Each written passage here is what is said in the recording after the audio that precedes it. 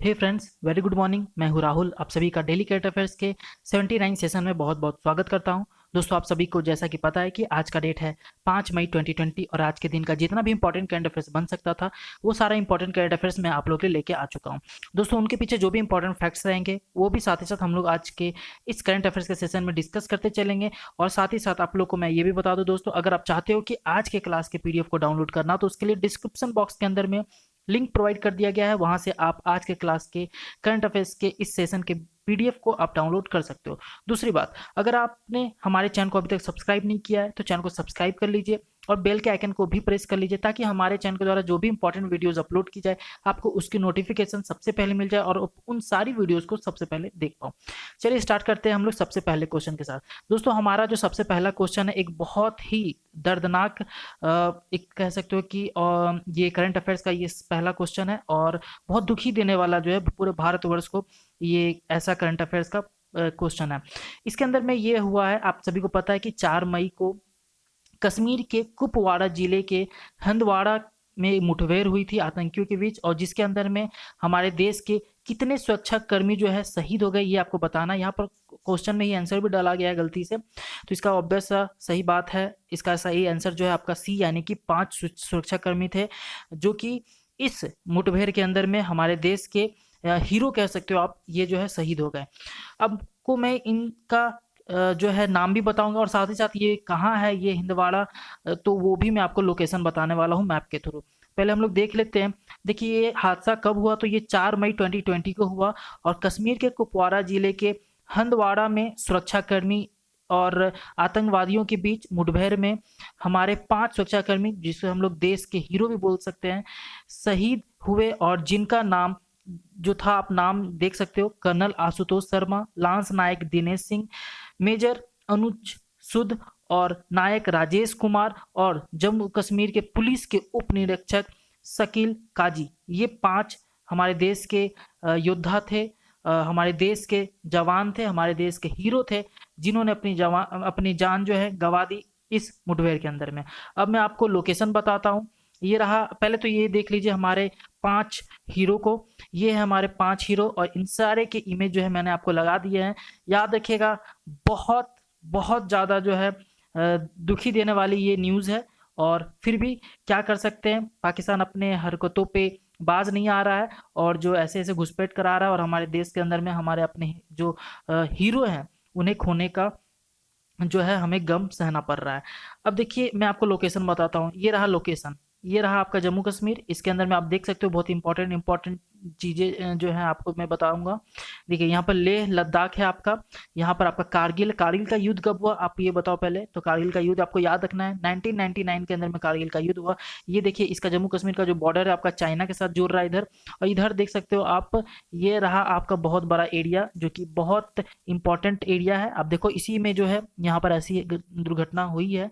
ठीक है, देखो पहले तो आप ये देखो कुपवाड़ा जिला, और यहाँ पर आपका हिंदवाड़ा। ठीक है, इसी में है, ये कुपवाड़ा जिला के अंदर में हिंदवाड़ा पड़ता है। वहाँ पर ये श्रीनगर का पूरा एरिया है। पुलवामा अटैक हुआ था यहीं पर, आप देख सकते हो, यहाँ पर मैंने लगा दिया है।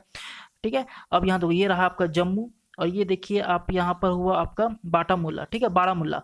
तो ये बारामुल्ला, सारे लोकेशन जो है आपको यहीं पर है। और यहीं पर जो है जितने मैक्सिमम जो है आपको जो मुठभेड़ होती हैं यही एरिया में होती हैं। ठीक है, इसलिए हमें जो है यहाँ बहुत ज़्यादा सुरक्षा देनी पड़ती है हमारे देश को। दूसरी बात, ये देखो कहाँ से जुड़ा है, तो ये आपका इस्लामाबाद पाकिस्तान से जुड़ा है, इसलिए ये सारे जो घुसपैठ वगैरह जो है यहाँ से हो जाते हैं आसानी से। इसी चीज को जो है और टाइट किया जा रहा है हमारे देश के द्वारा, ताकि ऐसे घुसपैठ जो है ना हो। ठीक है, चलिए चलिए, आई होप सो कि आपको ये पूरा मैप समझ में आ गया होगा। यहाँ पर एक एक लोकेशन जो है आपको समझ में आ गई होगी। हम लोग आगे बढ़ते हैं अगले प्रश्न की ओर। अगला प्रश्न है हाल ही में, और एक, हाँ, जम्मू कश्मीर से एक इंपॉर्टेंट चीज मुझे और तुरंत याद आ गया, तो ये भी आप लोगों को मैं बता दूं। देखो, जम्मू कश्मीर के अंदर में अभी हाल ही में एक जीआई टैग दिया गया है। किसको, तो जम्मू कश्मीर के केसर को जीआई टैग दिया गया है, तो ये भी आपको याद रखिएगा।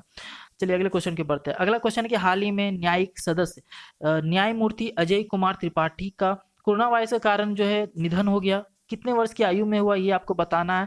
नाम इनका बहुत इंपॉर्टेंट है आपके एग्जाम के लिए, याद रखिएगा। कौन नाम है, नाम क्या है पहले, नाम है आपका अजय कुमार त्रिपाठी जी, ठीक है, जो कि क्या थे, तो एक न्यायमूर्ति यानी कि एक जज के रूप में जो है काम कर चुके थे। और इनकी जो मृत्यु हुई है 63 वर्ष की आयु में कोरोना वायरस की वजह से संक्रमित होने से इनकी मृत्यु हो गई है। ठीक है। अब देखो, हाल ही में छत्तीसगढ़ के पूर्व मुख्य न्यायाधीश थे ये, छत्तीसगढ़ के अंदर में जो है ये पूर्व न्यायाधीश थे, तो इनकी मृत्यु हुई है।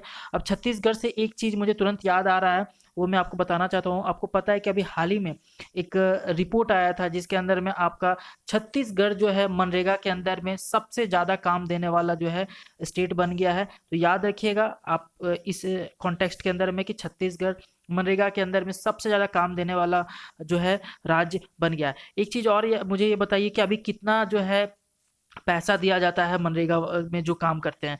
तो आप सभी को पता है, मैंने कल भी बताया था, 202 रुपए जो है अभी हो गए हैं, पहले 182 रुपया था। 11% का इसके अंदर में बढ़ोतरी किया गया था, उसके बाद ये 202 रुपया हो गया था। ठीक है, तो ये रहे आपके न्यायमूर्ति जी, जिनका नाम है आपका अजय कुमार त्रिपाठी जी। याद रखिएगा सारी चीजें। इनका 63 एज में इनकी जो है कोविड-19 के संक्रमित होने के कारण इनकी मृत्यु हो गई। अगली बात करते हैं। अगला है, निम्न में से प्रसिद्ध कन्नड़ कवि और पद्मश्री पुरस्कार से सम्मानित के.एस. निसार अहमद कितनी वर्ष की आयु में इनका निधन हो गया? तो आपके ऑप्शंस यहाँ दिए हुए हैं, यहाँ पर ऑप्शन दिया, इसका बिल्कुल सही आंसर मैं बता देता हूँ। इसका क्या है, 84 वर्ष इनकी जो है आयु में मृत्यु हुई है। ये इनका मैंने इमेज भी लगा दिया है, आप यहाँ पर देख सकते हैं कि ये पद्मश्री पुरस्कार से सम्मानित थे और ये प्रसिद्ध कन्नड़ कवि थे। और इनके लिए यही इंपॉर्टेंट है, याद रखना आपके कन्नड़ कवि थे। हो सकता है आपसे ये क्वेश्चन पूछ लिया जाए एग्जाम में कि बताइए कि एस निसार अहमद कौन से भाषा के कवि थे? तो आपको याद रखना है कन्नड़ भाषा के ये कवि थे। क्लियर है? इनका इमेज भी मैंने लगा दिया, आप यहाँ पर इनको देख सकते हैं। पीडीएफ में आपको सारा कुछ मिल जाएगा दोस्तों, इसलिए आप लोग पीडीएफ जरूर डाउनलोड कीजिएगा, क्योंकि ये पीडीएफ मैं खुद बनाता हूँ और काफी इंपॉर्टेंट ये पीडीएफ होता है। ठीक है, क्योंकि जितना भी फैक्ट्स होता है वो सारा मैं चाहता हूँ इंक्लूड कर दूं। हो सकता है मैं इसको, देखो मैं इसको क्या कर सकता था कि बोल के भी जो है सिंपली आपको बोल सकता था, सारा कुछ बता सकता था, लेकिन मैंने यहाँ पर डाल दिया क्योंकि आप जब पीडीएफ पढ़ो तो आपको ये सारा कुछ मिल जाए। ये आपके अगला क्वेश्चन है कि निम्न में से कोल माइंस डे कब मनाया जाता है? आपके ऑप्शन दिए हैं, इसका बिल्कुल सही आंसर आप याद रखिएगा, 4 मई को कोल माइंस डे के रूप में ऑब्जर्व किया जाता है। इससे ज्यादा आपको इसके अंदर में कुछ याद करने की जरूरत है नहीं। अगला क्वेश्चन है कि हाल ही में किस देश ने कोविड-19 के चलते क्रिकेट गेंद को लार से चमकाने का जो प्रतिबंध लगा दिया है इस चीज पे? आपको पता है, आपने देखा होगा कि स्विंग कराने के लिए बॉलर्स क्या करते हैं, चाहे वो इंटरनेशनल मैच हो, कोई भी क्रिकेट मैच हो, मतलब किसी भी तरह का क्रिकेट मैच होता है, उसके अंदर में जो बॉलर्स होते हैं वो स्विंग कराने के लिए उसको अपने लार से जो है उसको चमकाते हैं, ठीक है, ताकि वो हवा में स्विंग करे। तो उस चीज को प्रतिबंध लगा दिया है किसने? आपको ये आंसर बताना है, तो ऑस्ट्रेलिया इसका बिल्कुल सही आंसर होने वाला है। ऑस्ट्रेलिया का मैं पहले आपको मैप दिखाता हूँ। मैप शायद मैंने लगाया था, अगर नहीं लगाया हूँ तो अच्छा, मैप मैंने नहीं लगाया है, ठीक है, कोई बात नहीं। तो आपको यहाँ पर ऑस्ट्रेलिया के बारे में आप देख लीजिए, जान लीजिए कि ऑस्ट्रेलिया जो है आपको पता होना चाहिए कि इसका कैपिटल क्या है। तो इसका कैपिटल कैनबारा है। और इसका मुद्रा क्या है? तो डॉलर, यानी कि अमेरिकी डॉलर इसकी मुद्रा है। संसद क्या है? तो पार्लियामेंट जो है इसकी संसद है।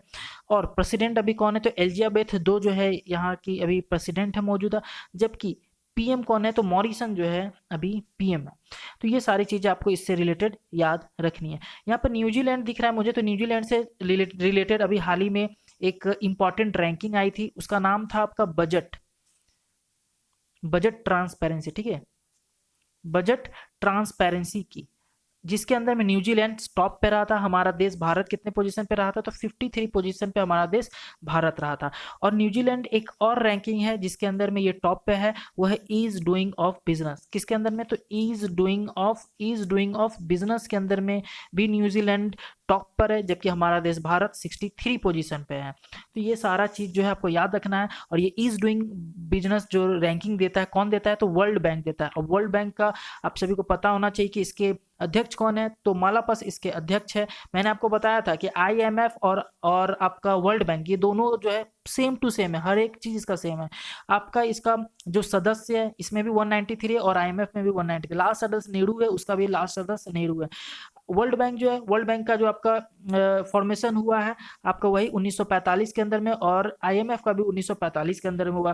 फिर आईएमएफ के और वर्ल्ड बैंक के से रिलेटेड एक और कॉमन चीज़ है, ये है आपका यहाँ का हेड क्वार्टर कहाँ है, वॉशिंगटन डीसी के अंदर में। अच्छा ये बताओ कि वॉशिंगटन जो है आपको कौन सी नदी पर है, तो आपको बताना है। तो दोस्तों ये आपको पता होना चाहिए, वॉशिंगटन जो है आपका पोटोमैक नदी पे है। कौन सा, तो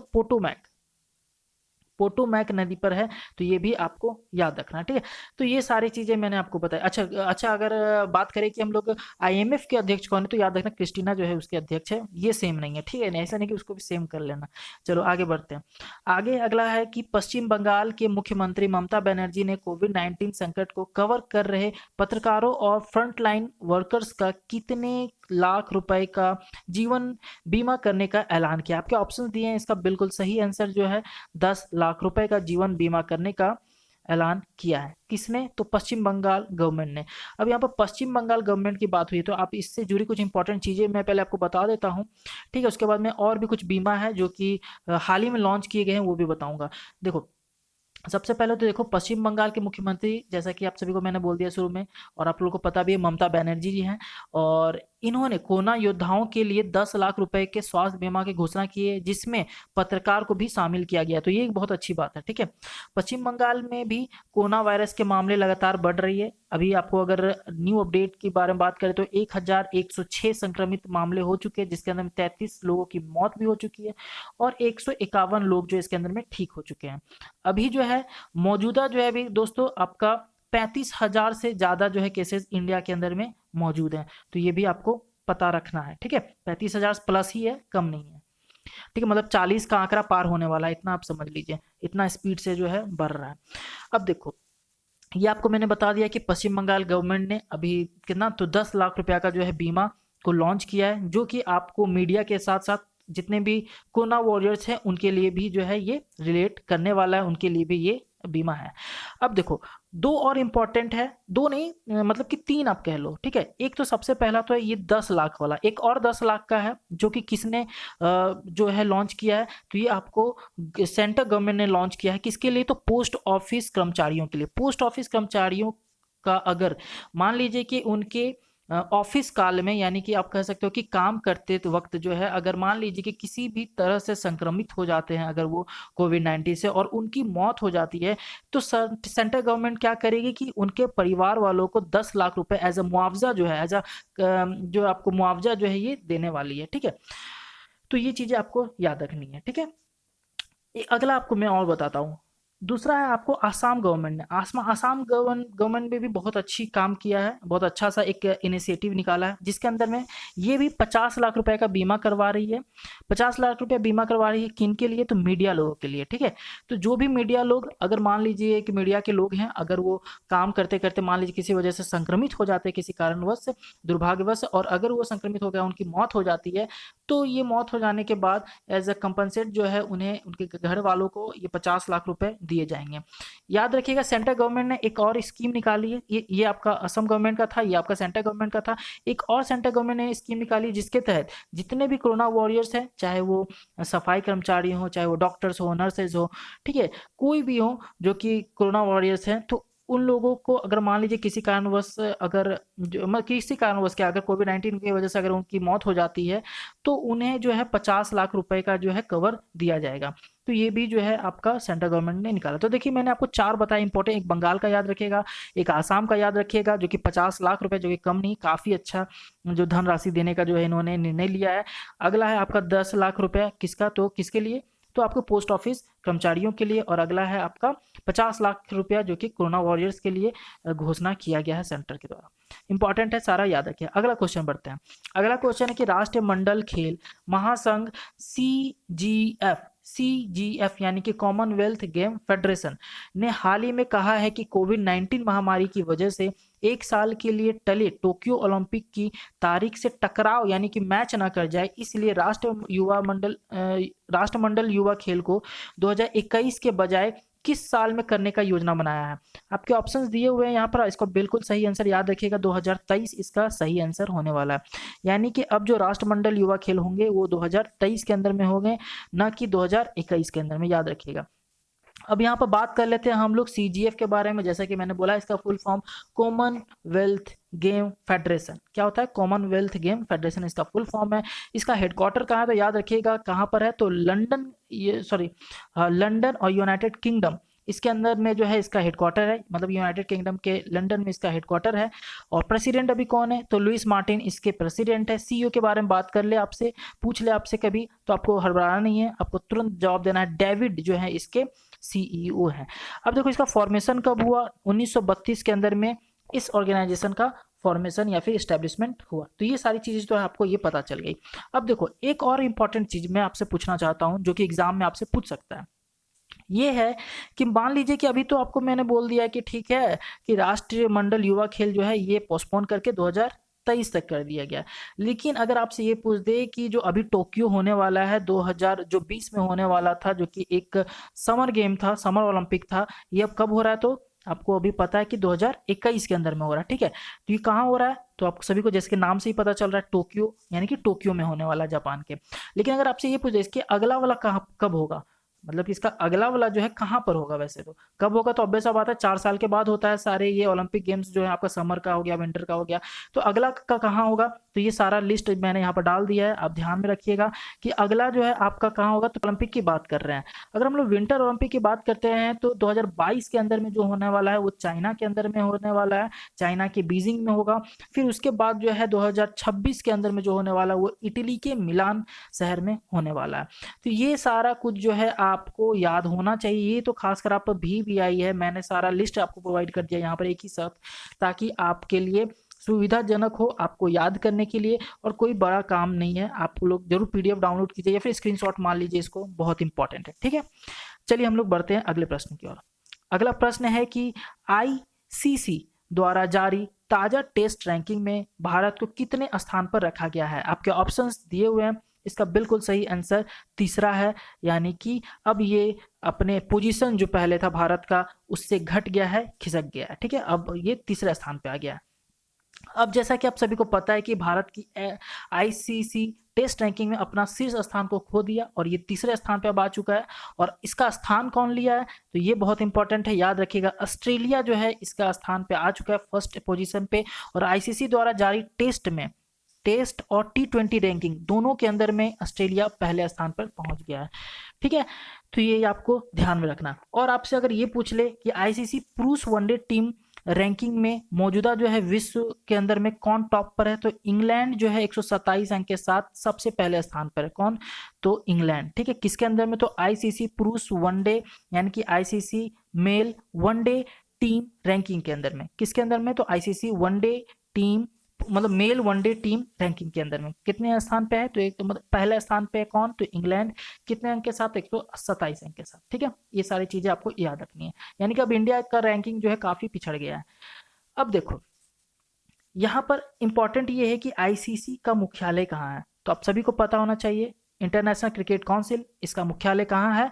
तो इसका मुख्यालय आपका सऊदी के अंदर में है। तो ये भी आपका याद होना चाहिए। ठीक है, मतलब कि दुबई के अंदर में, दुबई के अंदर में इसका मुख्यालय है। अगर आपसे BCCI का अगर मुख्यालय के बारे में पूछ ले तो आपको याद रखना है इसका मुख्यालय कहाँ है। तो इसका मुख्यालय मुंबई के अंदर में। ठीक है, इसमें कंफ्यूजन नहीं होनी चाहिए। BCCI के अभी अध्यक्ष कौन है? सौरभ गांगुली है। तो ये भी आपको पता होना ही चाहिए। अगले क्वेश्चन को बढ़ते हैं। अगला क्वेश्चन, हाल ही में किस अनुभवी बल्लेबाज को न्यूजीलैंड का वर्ष का सर्वश्रेष्ठ क्रिकेटर चुना गया है? किसको? तो न्यूजीलैंड का सर्वश्रेष्ठ क्रिकेटर, याद रखिएगा, रॉस टेलर बिल्कुल सही आंसर आपका होने वाला है। ये देखिए मैंने यहाँ पर टिक कर दिया है, Ross Taylor is the top most top जो है क्रिकेटर रह चुके, मतलब कि हैं अभी, और बेस्ट बल्लेबाज है, बेस्ट बैट्समैन है। देखो रॉस टेलर ने तीनों प्रारूपों में शानदार प्रदर्शन के लिए तीसरी बार, कितनी बार? तो ये भी इंपॉर्टेंट है, तीसरी बार सर रिचर्ड हैंडली मेडल जो है प्राप्त किया। ये बहुत इंपॉर्टेंट है दोस्तों, इसलिए मैंने यहाँ पर डाला है सर रिचर्ड हैंडली मेडल। अगर आपसे पूछ ले कि किसने प्राप्त किया तो आपको कंफ्यूज नहीं होना है, इसके अंदर तुरंत आंसर बताना है, रेस टॉलर ने। ठीक है, अगर आपसे ऐसे करके पूछ दे कि अभी जो है आपका कौन ऐसा बल्लेबाज जो कि सर्वश्रेष्ठ क्रिकेटर के रूप में चुना गया है, तो ये भी आपको कंफ्यूज नहीं होना, इसमें भी रॉस टेलर बोलना है। अगर आपसे मेडल बोल दे कौन सा मेडल, सर रिचर्ड हैंडली मेडल, तो भी आपको रॉस टेलर बोलना है। इसमें टेंशन लेने वाला बात नहीं है, इसमें कंफ्यूज होने वाली भी बात नहीं है। और एग्जाम में याद रखिएगा ये 3 बार जो है जीत चुके हैं ये अवार्ड। अगला ध्यान में रखिए कि अंतर्राष्ट्रीय क्रिकेट के तीनों प्रारूपों में ये पहले ऐसे खिलाड़ी है जो कि 100 मैच जो है खेल चुके हैं पूरे वर्ल्ड के अंदर में, तो ये भी इंपॉर्टेंट है। ठीक है, तीनों प्रारूपों के अंदर में। चलिए अगले क्वेश्चन की बात करते हैं। अगला क्वेश्चन है कि हाल ही में किस राज्य सरकार के लिए रोजगार की गारंटी देने का जो है वादा किया है, और वो जो है आपको कौन सा जो है योजना के तहत किया है, तो आप याद रखिएगा। पहले तो मुख्यमंत्री शहरी रोजगार गारंटी योजना किस स्टेट ने किया है, ये आपसे सवाल किया जा रहा है, आपको इसका जवाब देना है। इसका बिल्कुल सही आंसर जो है हिमाचल प्रदेश होने वाला है। ठीक है, अब देखो अगले क्वेश्चन को बढ़ते हैं।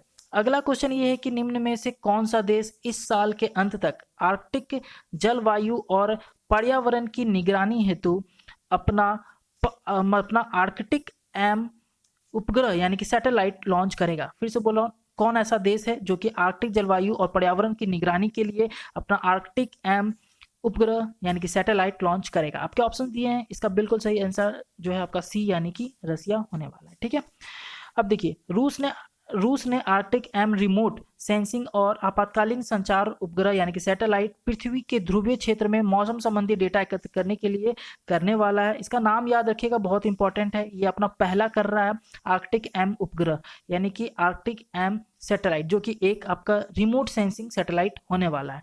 ठीक है, याद रखिएगा। अच्छा, अगर आपसे ये पूछ ले कि कौन ऐसा पहला देश है जो कि आपका सैनिकों के लिए सैटेलाइट जो है आपका सैनिक सैटेलाइट को लॉन्च किया है अभी हाल ही में, तो याद रखिएगा ईरान ने किया है। और उसका नाम क्या था उस सैटेलाइट का, तो नूर जो है उस सैटेलाइट का नाम था। ठीक है, तो ये भी आपको याद रखना है। दोस्तों अब ये रहा आपका प्रीवियस वीडियो का क्वेश्चन, आपको इसका जवाब देना है। आपका सवाल ये है कि किस राज्य सरकार ने कार और जीप जैसे सरकारी वाहनों की खरीद पर साल भर के लिए बैन लगाया है। आपके ऑप्शंस यहाँ दिए हैं, बिहार, पंजाब, हरियाणा, केरल। आपको इसका जवाब हमारे इस वीडियो के कमेंट बॉक्स में देना। आपको वीडियो कैसा लगा आपको ये भी बताना है। वीडियो कैसा लगा इसके लिए आपको बताने के लिए आपको हमारे इस वीडियो के नीचे में कमेंट कर सकते हो। और साथ ही साथ अगर आप चाहो तो हमारे इस वीडियो को लाइक जरूर कीजिएगा अगर आपको वीडियो पसंद आती है तो। अगर नहीं पसंद आती है तो आगे आपकी मर्जी है, आपका राइट है, आपको लाइक करना है कि डिसलाइक करना है। उससे बस हाँ एक चीज़ है कि हमें मोटिवेशन मिलेगा। अगर आप लाइक करोगे डिसलाइक करोगे तो हमें पता चलेगा कि हमारे में जो है अभी और काफ़ी कमी है जिसको हमें सुधारना है। Thank you so much watching this video. मिलता हूँ मैं आपको हमारे अगले वीडियोज़ में। जय हिंद।